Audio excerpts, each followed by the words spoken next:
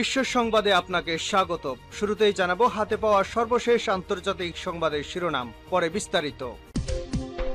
জানিয়ে দেব এই মুহূর্তে হাতে পাওয়া সর্বশেষ গুরুত্বপূর্ণ আপডেট আন্তর্জাতিক সংবাদ। ইরান ইসরায়েল ফিলিস্তিনি ত্রিমুখী যুদ্ধ চলছে। শুরুতেই থাকছে আবারও সংগঠিত হয়ে ইসরায়েলিদের কড়া জবাব দিচ্ছে হামাস যোদ্ধারা।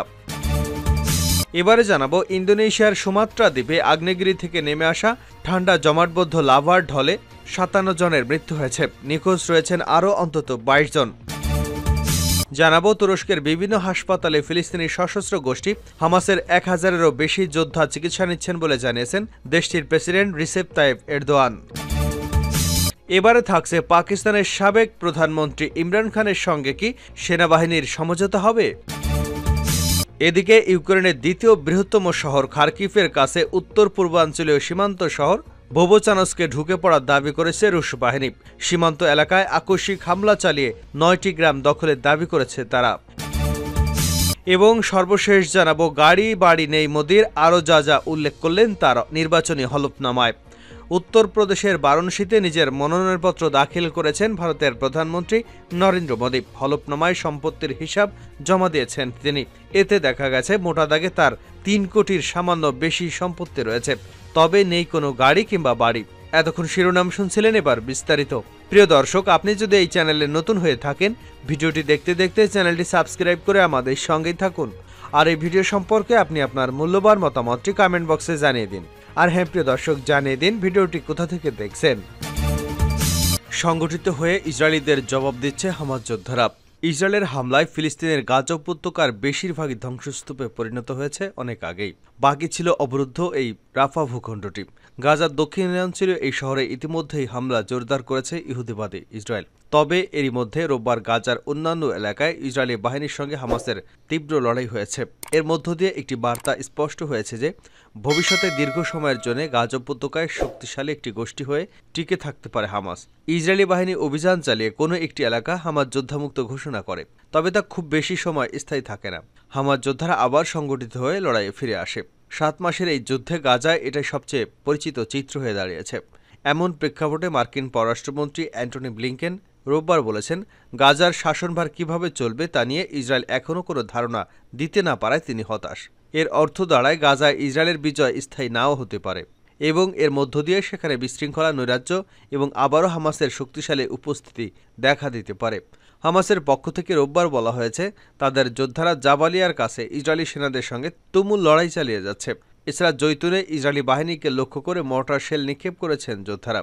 ইসরায়েলি বাহিনী ও হামাস দুপক্ষই জানিয়েছে, গেল সপ্তাহে গাজার উত্তরাঞ্চলের বিভিন্ন এলাকায় ইসরায়েলি সেনাদের সঙ্গে হামাস যোদ্ধাদের সরাসরি যুদ্ধ হয়। প্রায় ৩ লাখ মানুষও গত সপ্তাহে গাজা থেকে পালিয়ে গেছে বলে গাজার ফিলিস্তিনিদের সাহায্যকারী জাতিসংঘের প্রধান সংস্থা রোববার জানিয়েছে।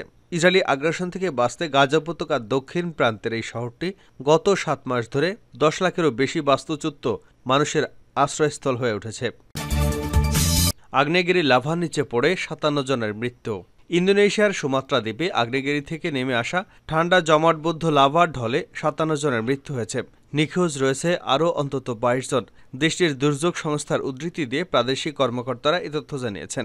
শনিবার সন্ধ্যায় অবিরাম ভারী বৃষ্টিপাতে ইন্দোনেশিয়ার সবচেয়ে সক্রিয় আগ্নেয়গিরির মুখে জমে থাকা ঠান্ডা লাভার স্রোত নেমে আসলে সুমাত্রা দ্বীপের ২টি জেলার রাস্তা, বাড়িঘর এবং মসজিদ প্লাবনে সয়লাব হয়ে যায়। খবর এএফপির। শ্রমিকরা বন্যার পরে ক্ষতিগ্রস্ত ভবনগুলো পরিষ্কার করছে। উদ্ধারকারীরা অনুসন্ধানে সহায়তা করার জন্য একটি থার্মাল ড্রোন মোতায়েন করেছে। নদী ও ধ্বংসস্তূপের মধ্য থেকে তারা জীবিতদের খুঁজে বের করবার চেষ্টা চালিয়ে যাচ্ছেন। কর্তৃপক্ষ জানিয়েছে, ক্ষতিগ্রস্ত এলাকা থেকে ৩ সহস্রাধিক লোককে সরিয়ে নেওয়া হয়েছে। নিখোঁজদের সন্ধান অব্যাহত থাকায় মৃতের সংখ্যা আরও বাড়তে পারে বলে আশঙ্কা করা হচ্ছে। উদ্ধারকারীরা জানান, কয়েক ডজন বাড়িঘর ভেসে গেছে এবং মৃত অনেককে কাছাকাছি নদীতে অথবা আশপাশে পাওয়া গেছে। বন্যা ও ঠান্ডা লাভা প্রবাহে সবচেয়ে বেশি ক্ষতিগ্রস্ত এলাকার কিছু রাস্তায় প্রবেশ বিচ্ছিন্ন হয়ে পড়ায় বিমান থেকে ত্রাণ সহায়তা ফেলা হচ্ছে। তুরস্কে চিকিৎসা নিচ্ছে ১,০০০-এরও বেশি ফিলিস্তিনি যোদ্ধা, দাবি এরদোয়ানের। তুরস্কের বিভিন্ন হাসপাতালে ফিলিস্তিনি সশস্ত্র গোষ্ঠী হামাসের ১,০০০-এরও বেশি যোদ্ধা চিকিৎসা নিচ্ছে বলে জানিয়েছেন দেশটির প্রেসিডেন্ট রিসেপ তাইপ এরদোয়ান। এ সময় তিনি ইসরায়েলের বিরুদ্ধে হামাসের কর্মকাণ্ডকে একটি প্রতিরোধ আন্দোলন হিসেবে অভিহিত করেছেন। গতকাল গ্রিসের প্রধানমন্ত্রী কাইরিকাস মিৎসোতাকিসের সঙ্গে বৈঠক শেষে সংবাদ সম্মেলনে একথা বলেন এরদোগান।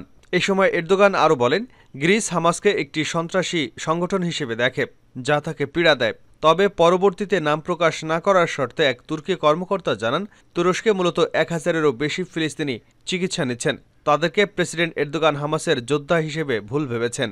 এই কর্মকর্তা বলেন, প্রেসিডেন্ট এরদোগান ভুল ভেবেছেন। তিনি বুঝিয়েছেন, গাজার 1000 মানুষ আপনাদের এখানে চিকিৎসা নিচ্ছেন, হামাসের সদস্য নয়। এরদোগানের পাশে দাঁড়ানো গ্রিসের প্রধানমন্ত্রী বলেন, গাজার যুদ্ধের সব বিষয়ের সঙ্গে গ্রিস এবং তুরস্কের একমত হতে পারবে না। তবে গাজায় একটি দীর্ঘকালীন যুদ্ধ বিরতি প্রয়োজন, এ বিষয়ে গ্রিস একমত। তুরস্ক ও গ্রিস উভয় যুক্তরাষ্ট্রের নেতৃত্বাধীন সামরিক জোট ন্যাটোর সদস্য। তবে একই জোটের সদস্য হলেও দুই দেশের মধ্যে বিভিন্ন বিষয়ে প্রায় উত্তেজনা তৈরি হয়। এসব উত্তেজনা নিরসনের জন্য আলোচনা করতে তুরস্কে গেছেন গ্রিসের প্রধানমন্ত্রী। আলোচনা শেষে তুর্কি প্রেসিডেন্ট এরদোগান জানিয়েছেন, তুরস্ক ও গ্রিসের মধ্যে যেসব সমস্যা রয়েছে সেগুলোর সমাধান অযোগ্য সমস্যা নয়। ইমরান খানের সঙ্গে কি সেনাবাহিনীর সমঝোতা হবে? পাকিস্তান সেনাপ্রধান জেনারেল আমির মুনির 9 মে লাহোরের গেরিসন পরিদর্শনে যান। ওই সময় তিনি সেনা কর্মকর্তাদের উদ্দেশ্যে বলেন, যারা 9 মে পাকিস্তানের ইতিহাসে কালো অধ্যায় তৈরিতে পরিকল্পনা করেছে তাদের সঙ্গে কোনো সমঝোতা হতে পারে না। গত বছর ইসলামাবাদের হাইকোর্টে একটি দুর্নীতির মামলা শুনানিকালে পাকিস্তানের সাবেক প্রধানমন্ত্রী ইমরান খান হাজিরা দিতে গেলে তাকে গ্রেপ্তার করার পর বিক্ষোভে ফেটে পড়েন তার দলের নেতাকর্মীরা। এরই পরিপ্রেক্ষিতে 9 মে পাকিস্তানে ব্যাপক সহিংসতা চালায় পিটিআই নেতাকর্মীরা। ইমরান খানের মুক্তির দাবিতে হাজার হাজার নেতাকর্মী ও সমর্থকরা রাস্তায় নেমে সহিংস বিক্ষোভ করেন। আগুন ধরে দেওয়া হয় সেনাবাহিনীর স্থাপনায়। হামলা থেকে বাদ যায়নি রাওয়ালপিন্ডিতে অবস্থিত পাকিস্তান সেনাবাহিনীর সদর দপ্তরও। এই ঘটনার 2 দিন পর ইমরান খানকে ছেড়ে দেওয়া হয়, কিন্তু পরবর্তীতে অগাস্টে তাকে আবারও গ্রেপ্তার করে পুলিশ। দ্বিতীয়বার ইমরান খানকে গ্রেপ্তার করার আগে পিটিআইয়ের হাজার হাজার নেতাকর্মীকে গ্রেপ্তার করা হয়। এর ফলে ইমরান খানের দলের সঙ্গে সেনাবাহিনীর বিরোধের বিষয়টি জনসম্মুখে আসে। 9 মে পাকিস্তানে যে ঘটনা ঘটেছে তার 1 বছর পূর্ণ হয়েছে। বিশ্লেষকরা বলছেন, রাজনৈতিক স্বার্থে ইমরান খানের সঙ্গে সেনাবাহিনীর যে ভাঙা সম্পর্ক তৈরি হয়েছে তা সংকটে পড়েছে অর্থনীতিতেও। এর ফলে পাকিস্তানের 24 কোটি মানুষের জীবন হয়ে উঠেছে দুর্বিষহ। 2023-এর 9 মের ঘটনায় পাকিস্তানের অন্যতম শক্তিশালী বাহিনীটি চরম সংকটের মুখে পড়ে। দ্বিতীয়বার সংকটের মুখে পড়ে ফেব্রুয়ারিতে অনুষ্ঠিত জাতীয় নির্বাচনে ইমরান খানের দলের নেতাকর্মীদের নিরঙ্কুশ জয়ের ফলে। এই নির্বাচনে কারাগার থেকে দলকে বিজয়ের পথে নিয়ে গেছেন ইমরান খান। পিটিআইয়ের সিনিয়র নেতা এবং খাইবার পাখতানখোয়া প্রদেশের সাবেক মন্ত্রী তৈমুর ঘাড়রা বলেন, সেনাবাহিনীর সঙ্গে আমাদের যে খারাপ সম্পর্ক তৈরি হয়েছে এটা এখন আর কোনো গোপন বিষয় নয়। তবে এটিকে সমাধানের পথে নিয়ে যেতে হবে, কারণ একটি রাষ্ট্রের শক্তিশালী কোনো রাজনৈতিক দল শক্তিশালী প্রতিষ্ঠানের প্রতিদ্বন্দ্বী হতে পারে না। পাকিস্তান প্রতিষ্ঠার পর থেকে প্রায় 3 দশকেরও বেশি সময় ধরে অগ্রভাগের থেকে দেশকে নেতৃত্ব দিচ্ছে দেশটির সেনাবাহিনী। এরপর জনগণের ভোটে সরকার নির্বাচিত হলেও তাদের পেছনে কলকাঠি নাড়ছে এই সেনাবাহিনী।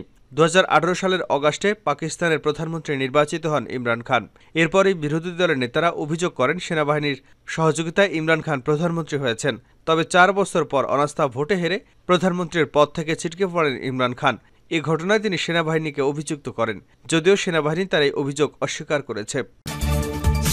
গাড়ি বাড়ি নেই মোদির, আরও যা যা উল্লেখ করলেন হলফনামায়। উত্তরপ্রদেশের বারাণসীতে নিজের মনোনয়নপত্র জমা দিয়েছেন ভারতের প্রধানমন্ত্রী নরেন্দ্র মোদী।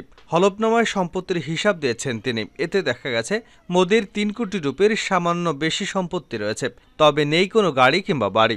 হলফনামায় মোদী মোট 3 কোটি 2 লাখ রুপি মূল্যের সম্পত্তির হিসাব দিয়েছেন। এর মধ্যে স্থায়ী আমানত হিসেবে দেখিয়েছেন 2 কোটি 86 লাখ রুপি। এই অর্থ স্টেট ব্যাংক অব ইন্ডিয়ায় আমানত রয়েছে। বর্তমানে তার হাতে নগদ অর্থ রয়েছে 52,920 রুপি। তাছাড়া আরও 2টি ব্যাংকের অ্যাকাউন্টে তার রয়েছে 80,304 রুপি। তাছাড়া ন্যাশনাল সেভিংস সার্টিফিকেটে 9,12,000 রুপি বিনিয়োগ রয়েছে ভারতের প্রধানমন্ত্রী নরেন্দ্র মোদীর।